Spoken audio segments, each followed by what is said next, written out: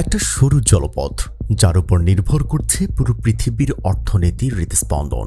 বিশ্বের মোট তেলের 1/5 যায় এই পথ দিয়ে।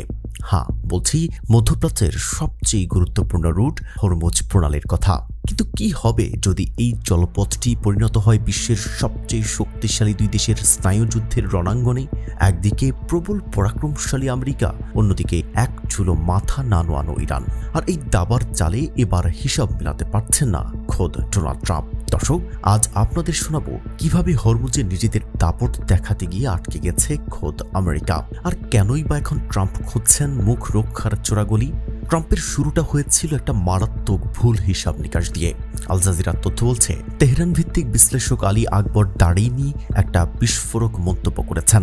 তার মতে, ইসরায়েল আর আমেরিকায় থাকা ইসরায়েলপন্থী শক্তিশালী লবিগুলো ট্রাম্পকে একটা স্বপ্ন দেখিয়েছিল। তারা বলেছিল, ইরানের উপর একটু চাপ দিন, একটু সামরিক চোখ রাঙানি দেখান, দেখবেন ইরান ভয়ে গুটিয়ে গেছে, তেহরান বাধ্য হবে আত্মসমর্পণ করতে। সেই কথায় কান দিয়ে আমেরিকা হরমুজে সামরিক উপস্থিতি বাড়ালো, একের পর এক নৌ অভিযানের হুঙ্কার দিল। কিন্তু বাস্তবে কি ঘটল?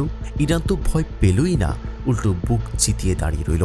ইরান জানিয়ে দিয়েছে তারা কারো কাছে নতি স্বীকার করবে না, এবং লাখো বছরেও তা হওয়ার নয়। এবার আসি আসল কথায়।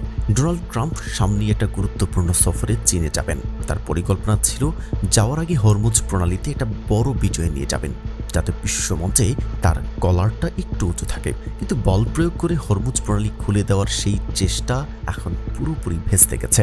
রণতরী আর সামরিক শক্তি বাড়িয়েও যখন কোনো কাজ হলো না, তখন মার্কিন প্রশাসনের অন্তর্মহলেই শুরু হলো ফিসফাস। ওয়াশিংটনের কৌশল নিয়ে খুদ আমেরিকাতেই এখন উঠেছে হাজার প্রশ্ন।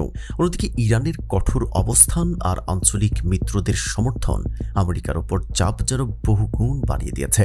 সব কৌশল যখন ব্যর্থ, তখন মার্কিন প্রেসিডেন্ট এখন খুঁজছেন একটা এক্সিট রুট বা সম্মানজনক বিদায়ের পথ। বিশ্লেষকরা বলছেন, ট্রাম্প এখন ইরানের সাথে এমন একটা সমঝোতার রাস্তা খুঁজছে যেখানে অন্তত মার্কিন জনগণের কাছে তার সম্মানটা বাঁচে। কারণ কোনো পরাশক্তি তো আর হার মানতে পারে না। কিন্তু সমস্যা হলো, ইরান আর যুক্তরাষ্ট্রের মধ্যে এই মুহূর্তে নাটকীয় কোনো সমঝোতার লক্ষণই দেখা যাচ্ছে না। তেহরান বারবার বলে দিচ্ছে দেশের নিরাপত্তা আর সার্বভৌমত্ব রক্ষায় তারা সব ধরনের পদক্ষেপ নিতে প্রস্তুত। তাই তো পুরো মধ্যপ্রাচ্যের ভূরাজনীতি এখন যেন বসে আছে একটা বারুদের স্তূপের ওপর। এখানে হওয়া একটা ছোট্ট ভুল বা একটা মিসফায়ার মুহূর্তে আন্তর্জাতিক বাজারে জ্বালানি তেলের দামে লাগিয়ে দিতে পারে আগুন।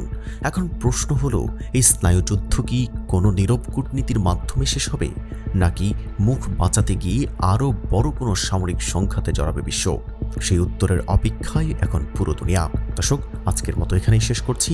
ভিডিওটি ভালো লাগলে লাইক দিন আর চ্যানেলটি সাবস্ক্রাইব করে আমাদের সাথে থাকুন। দেখা হবে পরবর্তী কোনো ভিডিওতে।